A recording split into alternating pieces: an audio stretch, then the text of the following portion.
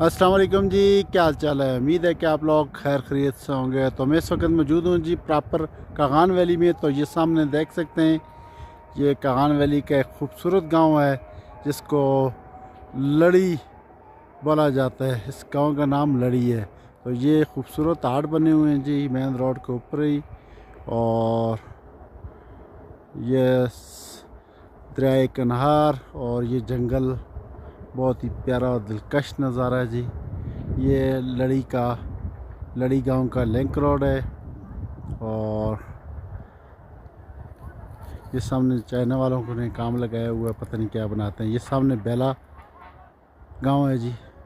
और ये पहाड़ है, ऊपर पहाड़ के ऊपर आप देख सकते हैं दरख्त वगैरह। ये दरिया किनार और ये मार्को पोलो होटल बना हुआ है। ये बिल्कुल दरिया के ऊपर है। गर्मी में यहाँ काफ़ी रश होता है। ये सामने देखें, ये पहाड़ के ऊपर भी ये होटल बनाए हुए हैं। तो ये सामने जो है जी, ये कागान वैली है।